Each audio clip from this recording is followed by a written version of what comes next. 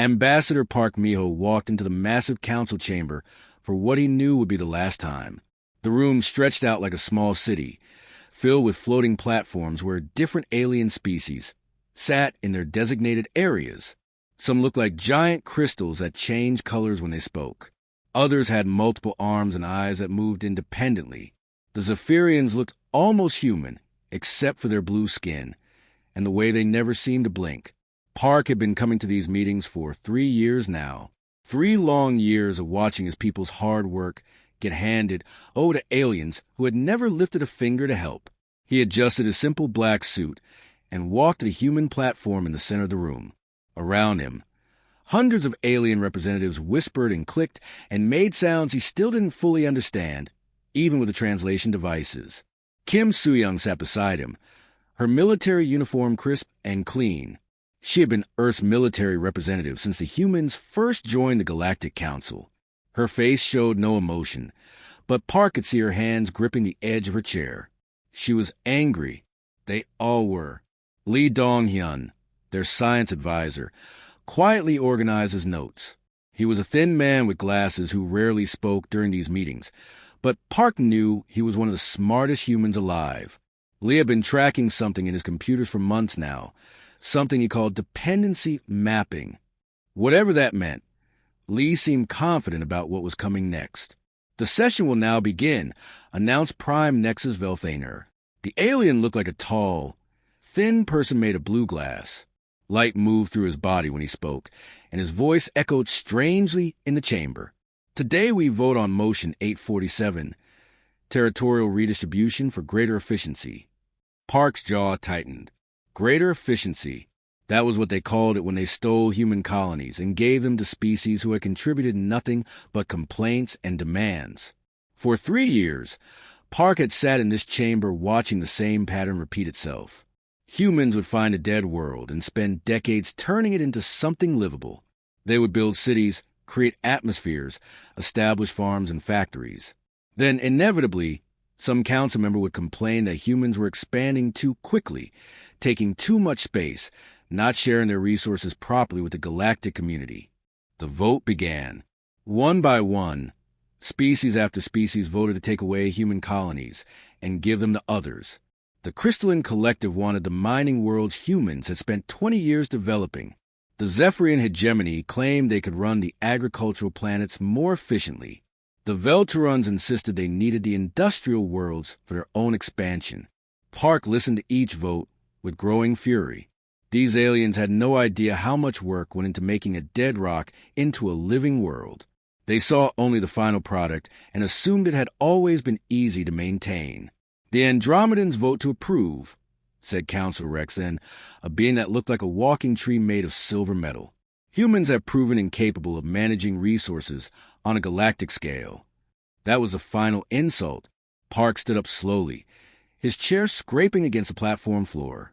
The sound echoed in the sudden silence that followed. Every alien eye, sensor, and attention device in the chamber turned toward him. The human delegation requests permission to make a statement, Park said, his voice carrying clearly across the vast space. Prime Nexus Velthaner's form flickered with what might have been amusement. Of course, Ambassador Park. Please share your species' concerns before we finalize this necessary redistribution. Park looked around the chamber at all the aliens who had spent 3 years treating humans like children who didn't understand how the galaxy really worked. He thought about the human families who had died terraforming hostile worlds, the scientists who spent their lives developing new technologies that they shared freely with other species, the diplomats who had quietly prevented dozens of wars that these aliens never even knew were about to start. The Terran Federation formally withdraws from all peace negotiations and council proceedings effective immediately, Park announced. His voice was calm, but every word cut to the chamber like a blade. We invoke Article 47 of the Galactic Accords, the right of sovereign disengagement. The chamber erupted. Aliens began shouting, clicking, buzzing, and making sounds that the translation devices couldn't handle. Some of the Crystalline Collective members turned bright red, which Park had learned meant they were either very angry or very confused. Prime Nexus Velthaner raised his arms, and the noise gradually died down. His form pulsed with that same amused light. Ambassador Park, Surely this is simply an emotional reaction to a difficult but necessary decision. Your species will reconsider within a few months. You need the Council's guidance and protection. Kim Soo-young stood up beside Park. For the first time in 3 years, she smiled. It was not a friendly smile. "No," she said simply. "We don't." Lee Dong-hyun powered down his translation device and gathered his notes. He looked up at the hundreds of alien representatives with an expression of mild curiosity, like a scientist observing an interesting experiment. Park turned toward the exit, his delegation following behind him. "Good luck managing the galaxy without us," he called back to the chamber. "You're going to need it." As the human delegation left, Prime Nexus Velfaner's form flickered with uncertainty for the first time in decades. Something in the human's tone suggested this wasn't the tantrum he had expected. 6 months had passed since the humans walked out of the council chambers, and the galaxy was starting to crack. Counselor Zextera stood in her mining control room, staring at numbers that made no sense. The holographic displays showed production rates dropping every single day. Her crystalline form shifted from blue to deep red as frustration built inside her. "Explain this to me again," she said to her chief engineer, a Velturan with 4 arms and eyes that moved independently. "We have the same equipment. We have the same workers. We control the same planets the humans gave up. Why is everything failing?" The engineer's multiple arms gestured helplessly at the screens. The mining equipment was built around human fusion cores. Without their power cells, our drills work at maybe 30% efficiency. Their processors need human quantum resonance tools to separate valuable materials from rock. Without those tools, we're basically digging up expensive dirt. Zextera's form flashed angry red. "Then fix it. Build new equipment." "We tried," the engineer replied quietly. "We don't understand how their technology works. The humans never explained the science behind it. They just shared the finished products." Similar conversations were happening across the galaxy. On the agricultural worlds, Zephyrian Administrator Colven watched his food production collapse. The human-designed atmospheric processors that kept the air breathable were shutting down one by one.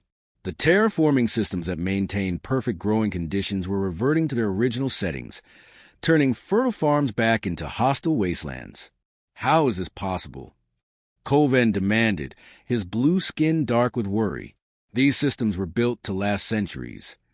His technical advisor, a nervous creature that looked like a walking plant, rustled its leaves anxiously. "The humans built remote shutdown codes into everything they gave us. We never noticed because we never looked. Why would we? They were our partners." "Were they sabotaging us from the beginning?" "No, sir. These look like normal maintenance protocols. The humans probably sent regular signals to keep everything running smoothly. When they stopped sending those signals," the advisor gestured at the dying farms around them. "In the shipping lanes between stars, chaos reigned." Captain Mordak of the Hegemony Transport Guild stared at his navigation charts in disbelief. Routes that had been efficient for decades now took twice as long and cost 3 times as much fuel. "The humans designed our shipping networks," his navigator explained. "They calculated the most efficient paths between systems, factored in gravitational pulls, solar winds, and asteroid movements. Without their constant updates and route adjustments, we're flying blind. So we used the old routes from before humans joined the Council," Captain Mordak suggested. The navigator's face turned pale. "Sir, those routes were terrible. Ships took months to travel distances that humans helped us cover in weeks. And many of those old paths go through territories that are unstable now." The captain didn't need to ask what that meant. Without human diplomats quietly mediating disputes, old conflicts were flaring up again. Border skirmishes that had been peacefully resolved for years were turning into shooting wars. On the Council homeworld, Prime Nexus Velfaner called emergency session after emergency session. Every day brought new reports of systems failing, economies collapsing, and conflict erupting. The reports painted a picture that he was reluctant to accept. Summarized the situation. He commanded his chief of staff, the aide, a competent Andromedan bureaucrat, consulted his notes nervously. "Food production is down 60% across 17 systems. Interstellar shipping has slowed by 40% and costs have tripled. Mining operations are producing at 30% of previous levels. We're tracking 43 separate border disputes that were previously managed through human mediation. Velthaner's form dimmed with each statistic. An attempt to contact the humans? Complete communication blackout. Sir, our ships can't even get close to human space. They encounter some kind of barrier at the border. Ships that try to force their way through don't come back. What about their colonies? The ones we redistributed. The aide hesitated. That's complicated, sir. The colonies are becoming uninhabitable. Without human maintenance, the terraforming systems are failing. The new administrators are requesting massive aid packages just to keep people alive. Velthaner processed this information slowly. For centuries, the Council had operated on the assumption that they were the advanced civilizations guiding younger species like humanity. The humans had seemed eager to help, always sharing their technology freely, always volunteering for the difficult jobs like terraforming dead worlds or mediating between hostile species. Now, he was beginning to understand a terrible truth. The humans hadn't been junior partners learning from their elders. They had been the glue, holding galactic civilization together. Sir, his aide continued quietly. There's something else. Our long-range sensors are detecting massive construction projects in human space. Energy readings unlike anything we've seen before. What kind of construction? We don't know. The energy signatures don't match any known technology. Whatever they're building, it's big. Really big. Velthaner's form flickered with an emotion he rarely experienced. Fear. The humans hadn't retreated in anger. They had withdrawn to do something. And if the sensor readings were accurate, that something was beyond anything the Council had ever encountered. For the first time in his long life, Prime Nexus Velthaner wondered if the Council had made a mistake that would destroy them all. The emergency Council session felt different from any meeting in galactic history. Instead of the usual confident chatter and political maneuvering, the chamber buzzed with barely controlled panic. Representatives from dozens of species filled their platforms, but their usual proud postures have been replaced by nervous energy and desperate whispers. Prime Nexus Velthaner called the session to order, his blue form flickering more dimly than usual. We are here to address the cascading failures occurring across member territories. Ambassador Thelvan of the Hegemony will present the first report. Thelvan stood on his platform, his usually perfect military bearing replaced by exhaustion. Dark circles under his eyes told the story of sleepless nights spent managing crises. The situation in our territories is catastrophic. We are facing 17 separate border wars that have erupted in the past month alone. He activated a holographic display showing the galaxy. Red zones spread like an infection across multiple spiral arms. These conflicts were previously managed by human diplomatic interventions we didn't even know were happening. Human negotiators were quietly mediating disputes, preventing escalations, and maintaining peace agreements across hundreds of systems. Counselor Yixera of the Northern Reaches raised her crystalline form. How is that possible? We have our own diplomatic corps. That's what we thought, Thelvan replied grimly. But our investigation revealed that human diplomats were handling the most sensitive negotiations. They volunteered for the dangerous assignments, the impossible mediation cases, the conflicts that could have sparked sector-wide wars. We let them handle those problems because they seemed eager to help. The chamber fell silent as the implications sank in. The humans hadn't been learning diplomacy from their elders. They had been preventing galactic civilization from tearing itself apart. Counselor Zextera activated her platform next. Her crystalline form had shifted to a sickly yellow color that indicated deep distress. The economic situation is equally dire. Trade volume has dropped by 70% across all major shipping routes. She displayed cargo flow charts that looked like a patient's failing vital signs. Human transport networks weren't just moving their own goods. They were carrying cargo for every species in Council.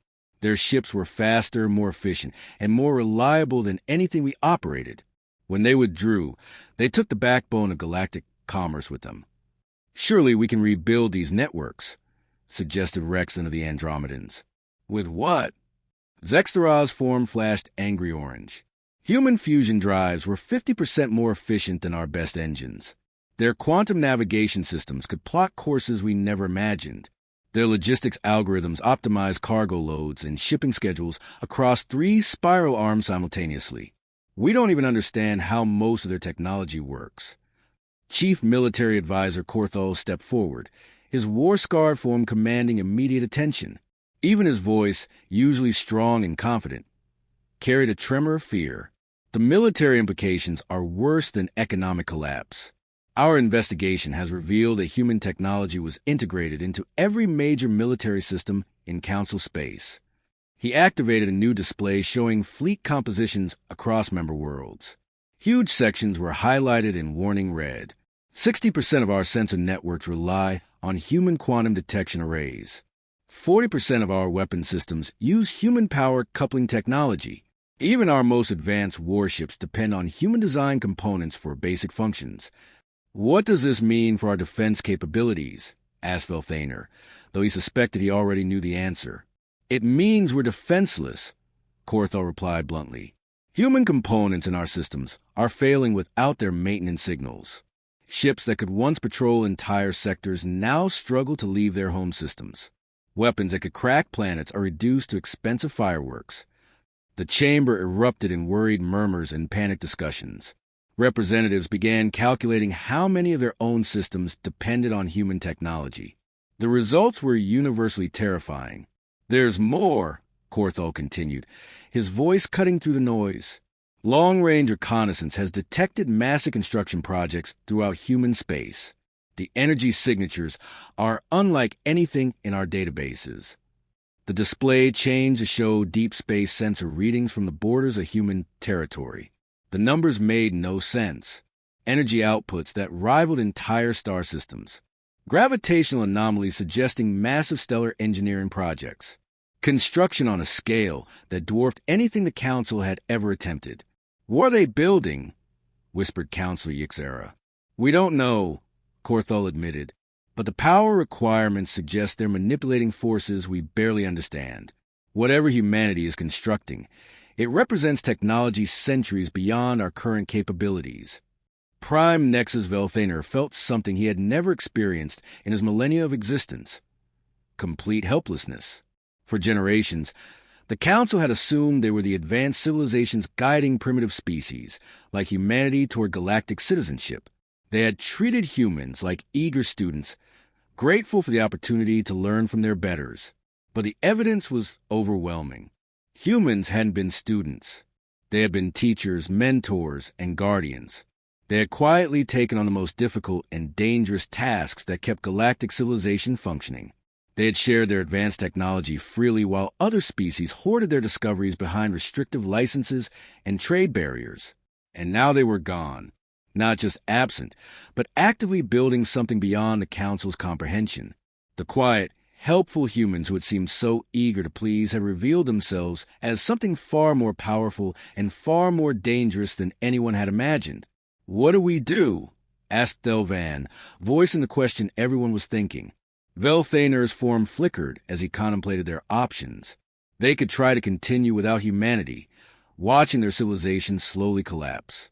Or they could attempt to contact the humans and hope they were still willing to negotiate. Neither option offered much hope for the future. The Council chamber had never seen so many desperate faces.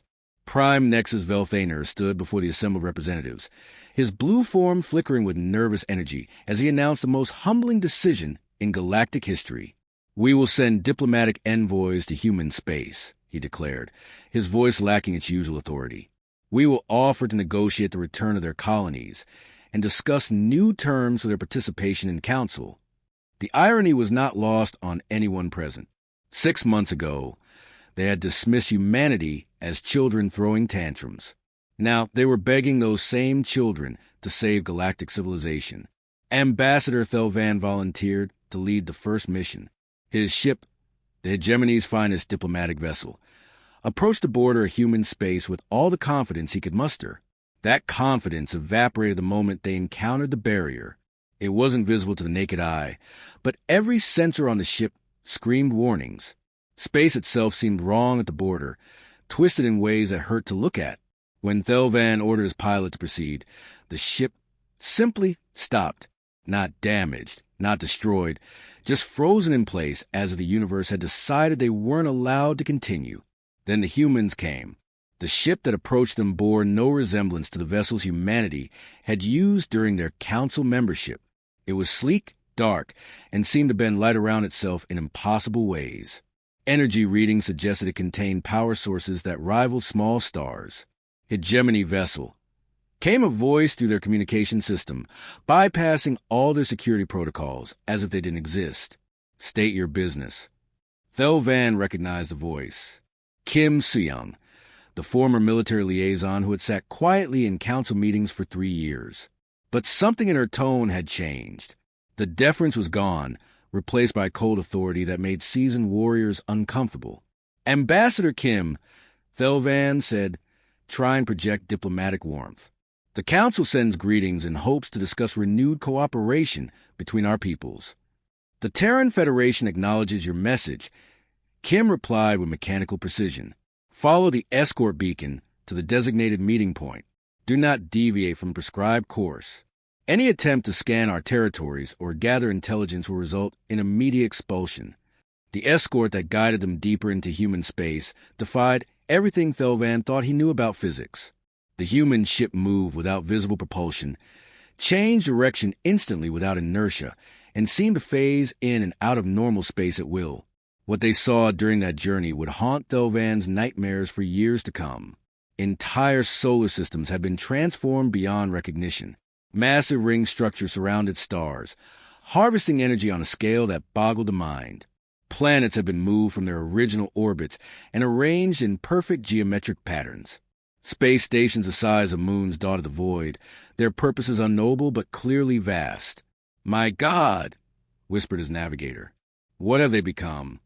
The meeting took place on a small station at the edge of human space. When Kim Suyang entered the conference room, Thelvan barely recognized her. She wore a simple uniform, but something about her presence filled the room with authority.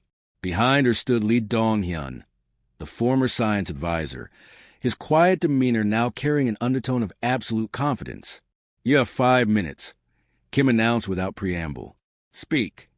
Thelvan had prepared hours of diplomatic language, carefully crafted apologies, and generous offers of compromise. All of it died in his throat under Kim's steady gaze. Instead, he found himself speaking with desperate honesty. "We made a mistake," he said simply. "Everything is falling apart without you. The trade routes, the diplomatic networks, the technology we all depended on. People are dying. Civilizations are collapsing. We need your help." Kim listened without expression. When he finished, she stood and walked to the viewport, looking out at the transformed human territories. "You need our help," she repeated slowly. "The same help you decided we were incapable of providing. The same resources you voted to redistribute to more capable administrators." "We were wrong," Thelvan pleaded. "We didn't understand how much we depended on human systems. We thought—" "You thought we were primitive," Li Donghyun interrupted, speaking for the first time. His voice was calm but carried undertones that made Thelvan's skin crawl. "You assumed our willingness to help meant we were weak. Our quiet competence was mistaken for subservience." Kim turned back to face them. The Council made its position clear. Humanity was deemed unfit to manage galactic resources. We accepted that judgment and withdrew to focus on our own development. She gestured toward the viewport where impossible structures dotted space. "This is a result. 2 years of focusing purely on human advancement, without wasting time on council politics or babysitting species that mistake cooperation for weakness." "What do you want?" Thelvan asked desperately. "Name your terms." "Anything." "We want nothing from you," Kim replied. "We are no longer interested in council membership, galactic politics, or maintaining systems for species that showed such poor judgment. We are busy with our own projects." "But the galaxy—" "The galaxy chose its path," Lee said with finality. "You wanted to manage without human interference. We respect that choice." As Thelvan's ship was escorted back to the border, He carried with him a message that would terrify the Council. Humanity didn't need them anymore. The species they had dismissed as junior partners had evolved beyond anything the galaxy had ever seen. And they were still building something bigger. 2 years, 4 months, and 11 days after humanity walked out of the Council chambers, they returned. But they didn't ask for permission this time. The Council was in the middle of another emergency session when space itself seemed to fold inward above the chamber. Where empty void had existed moments before, a single human vessel materialized without any visible means of arrival. It simply appeared, as if reality had been politely asked to make room for it. Prime Nexus Velthaner's form flickered with terror as every sensor in the chamber screamed impossible readings.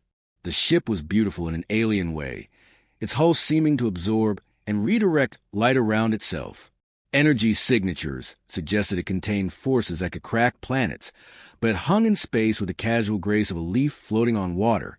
Council members, came a familiar voice through quantum communication channels that bypassed every security system in the chamber. Park Mio's voice filled the space with quiet authority that made the massive chamber feel small and insignificant. Ambassador Park! Velthaner managed to stammer, his usual composure shattered. The Council is honored by your return. We have many matters to discuss. The time for discussion has passed. Park interrupted gently, but with finality that brooked no argument. We are not here to negotiate. We are here to inform you of new realities. The chamber's holographic display activated without any input from Council systems, showing images that made several representatives gasp in shock. Human space had been completely transformed. Entire star systems had been reorganized with mathematical precision. Massive structures surrounded stars like jewelry, harvesting energy on scales that dwarfed entire civilizations.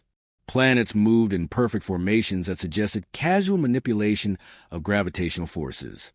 You treated us as children having emotional outbursts, Park continued, his voice carrying across a stunned silence. But we were the adults keeping the playground from descending into chaos. Without our mediation, you rediscovered why your species spent millennia in constant warfare before we arrived to stabilize things. Kim Soo-young's image appeared beside Park on the display, her expression calm but utterly implacable. She wore a simple uniform, but something about her presence made hardened military commanders shift uncomfortably in their seats. The Terran Federation offers the Council a choice, she announced. Accept new terms for galactic cooperation, or continue your current trajectory without human participation.